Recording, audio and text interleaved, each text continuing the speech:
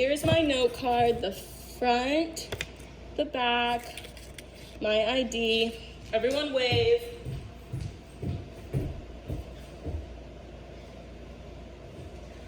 What is the difference between college athletes and professional athletes?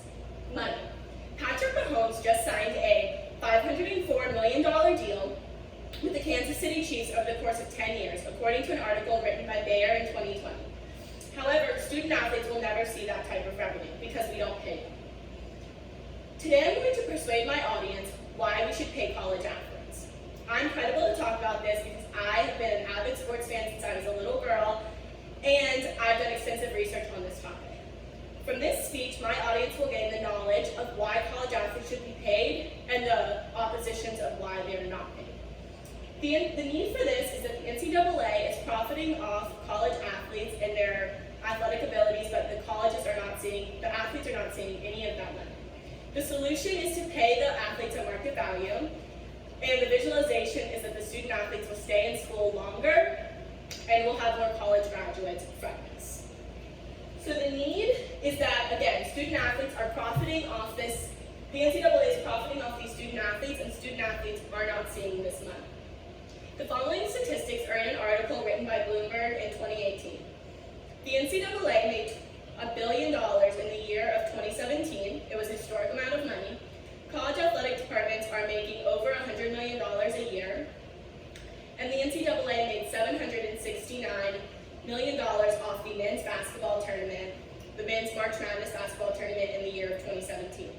That's a huge amount of money, and the question is, where is it all going? There's a ton of money left over, and it's not going to the athletes.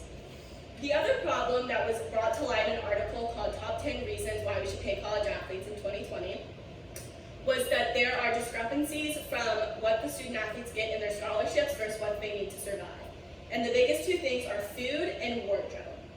Michael Thomas wrote an article in 2017 for Bleacher Report that says that there's a $1,500 discrepancy of what their scholarship offers and what they have. So the food, meaning meals that are not included in their scholarships or before games, and just general snacks when they're not at practice. And wardrobe, meaning college coaches expect athletes to look nice when they show up to games, but they don't have the money to buy those wardrobe pieces because they can't work under NCAA guidelines. So the solution to this problem is to pay them at market value. Paying athletes at market value doesn't seem fair at first, but if you compare it to any other field, it makes sense. Everyone is paid based off what they're worth. So the NFL pays people more, like I said before, based off what they're worth. So Trevor Lawrence is obviously worth the most amount of money to Clemson University. He's the quarterback. While Kyle Pitts is worth a lot to NFL compared to a star baseball player at UF. So these athletes are worth more based on their sport and how good they are at that sport. So Manfred wrote an article in 2013 that included the following numbers on what these athletes are worth on average. The average college football player is worth $137,000. The average college basketball player is worth $289,000. But the average scholarship that each of these kids are getting is only $23,204. That is a huge amount of money and discrepancy that isn't being addressed in the college world. The objection to this is put out by Top 10 Reasons Why We Should Pay College Athletes in 2020, and that is that student athletes should be students first and athletes second. However, everybody knows that's not true. It's not true because athletes are spending around 40 hours per week on practice, on team meetings, on lifting, on workouts, team building exercises, and then they have all the rest of their week to go to class, to study, to do their assignments, and just to spend personal time with their friends and family. So as good as it is as an idea that student athletes should be students first, that's never going to happen because it's not realistic. So if we pay college athletes, what's going to be good about it? Well, I visualize that they're going to stay in school longer, which means we'll have more college diplomas. Amy Winders wrote a peer-reviewed article in 2019 that says if we pay student athletes, then they will receive health, disability benefits, and things like vacation days. These are all things that are reasons why the professional world is so attractive to college athletes, because they can get health and disability benefits, which they can use for themselves and for their families, especially if they're from poverty-stricken communities. And the vacation days they can use over the summer when they're practicing so much and they just want to go home and see their families. These are things that all come along with being a part-time or full-time worker in the workforce. The other objection is that if many coaches say that their college athletes aren't either mentally, physically, or emotionally ready to go to the professional world, but they're going because they're going to get money.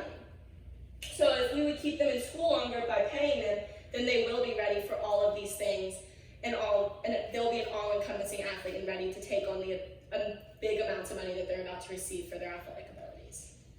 So in conclusion, the call to action would be to call on college athletic department heads. So at UF, that would be Scott Strickland, which is here pictured on your left. And he can advocate for these student athletes at the lowest level at the University of Florida. My audience can advocate for these athletes through social media, so things like Instagram and Twitter and Facebook, and contact the NCAA through that.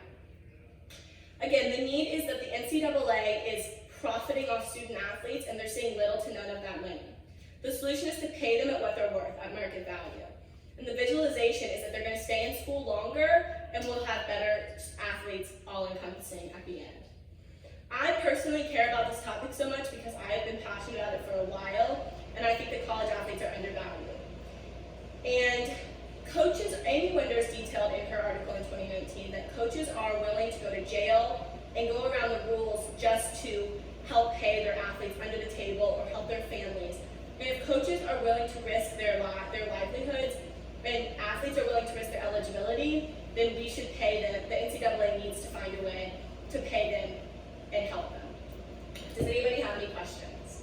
I do. Are student athletes eligible for endorsement deals? No. Student athletes can get no endorsements. They can't accept anything that is worth value of money.